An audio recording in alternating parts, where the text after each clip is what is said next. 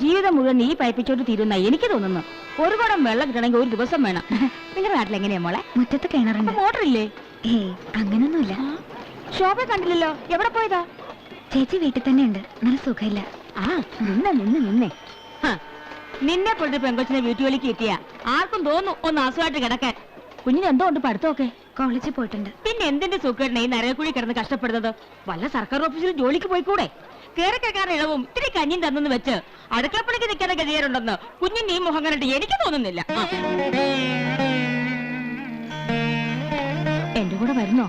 Fernandez മുതലാളിയുടെ ചെമ്മീൻ company ഞാൻ മേലാഫീസിലായിട്ട് ജോലി വാങ്ങിത്തരാം. ഞാൻ പറഞ്ഞ മുതലാളി കേൾക്കും, അത് ഉറപ്പാ. രാവിലെ ഞാൻ വന്ന് വിളിക്കാം. ഒരുങ്ങി നിന്നോണം. എങ്ങോട്ട് കൊണ്ടുപോകാനാണ് രാവിലെ തന്നെ ഒരുങ്ങി നിൽക്കാൻ പറയുന്നത്? ഇതും കേട്ടോ. ആ കേട്ട്. ഞാൻ പോട്ടെ. മോള് മുക്കാൻ പറ്റേ? ഉമ്മ പറയുന്നത് മുഴുവനും കേട്ടിട്ട് പോയാ മതി. കാർത്തിയായിനെ എന്താ ഉമ്മ? ഇതൊന്നും ഇങ്ങോട്ട് വന്നേ, ഒരു വിശേഷണ്ട്. ഈ കൊച്ചിനെ പറഞ്ഞു തിരിച്ച് പരുന്തിണ്ടാക്കി നീ അടങ്ങുള്ളടി. ഇത് നല്ല പാട്. മാനം മര്യാദയ്ക്ക് ജീവിക്കാൻ വഴിയുണ്ടാക്കി കൊടുക്കാന്ന് വെച്ചപ്പോ എന്റെ ദൈവമേ. എന്താ എന്ത് പറ്റി? നിങ്ങൾക്ക് അറിഞ്ഞൂടെ മോളെ ചെമ്മീൻ മൊയാളി ഫെർണാണ്ടീസിന്റെ കൊണം? ഈ എന്തിനവളെ ഈ കൊച്ചിനെ വഴി തെറ്റിക്കാനുള്ള പണി നോക്ക്. മോളകത്ത് പോ, അകത്ത് പോ. പൊന്നു ജാനകി, നിനക്കിപ്പൊ എന്താ അറിയേണ്ടത്?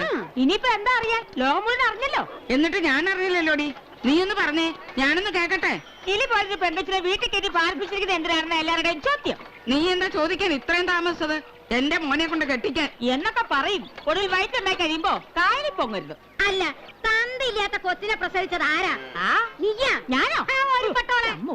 നിന്റെ ജാരന്മാരെല്ലാരും കൂടെ നിന്റെ കെട്ടിയുടെ ചെമ്മീൻ കെട്ടി ചവിട്ടി താത്തിലടി. കഞ്ഞിക്കില്ലെങ്കിൽ നനഞ്ഞ് തുണി ചുറ്റി കിടന്നുറങ്ങും.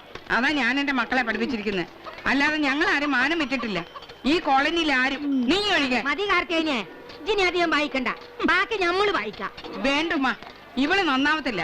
ഞാനീപ്പോ എന്തിനാ വെറുതെ വേണ്ടതും വേണ്ടാത്തതും ഒക്കെ നാട്ടുകാരെ കൊണ്ട് പറയിക്കുന്നേ? ഉമ്മ പോ.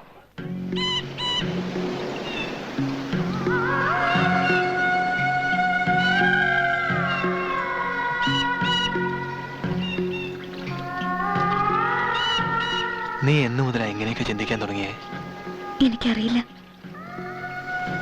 ഇനി എന്ത് ചെയ്യണം അതും എനിക്കറിയില്ല. ഒന്നിനെ കുറിച്ചും ഓർക്കാതെ ജീവിച്ചിരുന്ന ഒരു കാലമുണ്ടായിരുന്നു എനിക്ക്. അതിരുകളില്ലാത്ത സ്വാതന്ത്ര്യം. അത് മാത്രമായിരുന്നു എൻ്റെ മനസ്സിനറിയെ. നിന്റെ കൈയും പിടിച്ച് ആ വീട്ടിൽ നിന്ന് ഇറങ്ങിയത് മുതൽ എനിക്കെല്ലാം നഷ്ടപ്പെട്ടു. നീ ഒഴികെ.